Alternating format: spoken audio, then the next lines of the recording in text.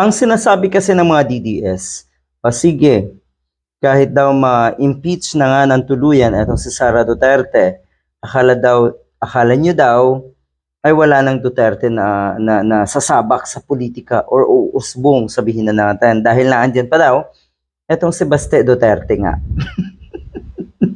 Si Baste Duterte, ang kanilang plan B. Mukhang ramdam na kasi na itong mga DDS na talagang wala ng pag-asa etong si Inday Lustay. Siguradong may impeach na yan. At yan siguro ang pinakamalaking regalo para sa mga kababayan natin pag ma-convict na nga etong si Sara Duterte. Mapanagot na sa kanyang mga kasalanan sa bansa natin. Kung makikita niyo po, kung napapansin niyo po, lahat ng kinikilos ngayon ng mga nasa paligid ni Sara Duterte, pawang kilos ng mga taong desperado. Katulad ng ginagawa natong sina Marcoleta, sina Mike Defensor, di ba yung listahan ng kuno ay nabigyan nga ng maleta.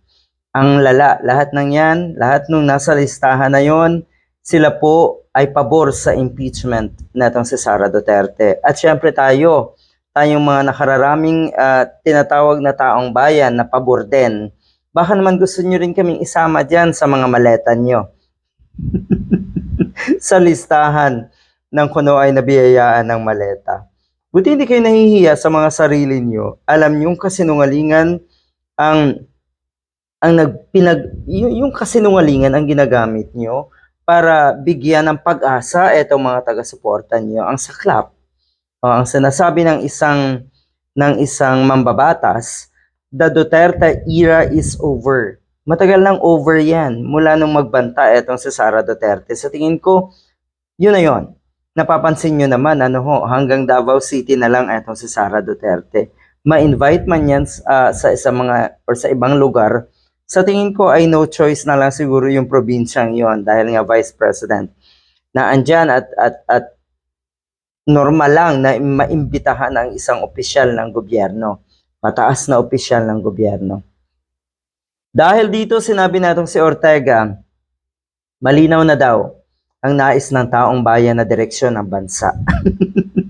Naalala ko si Marcoleta na kuno ang magbibigay ng direksyon sa bansa natin ay yung isinawalat ng 18 Marines. The people have spoken. The Duterte era is over.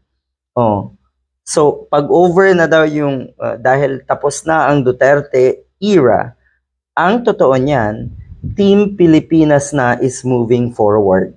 Hindi kayo kasali dyan, mga diehard.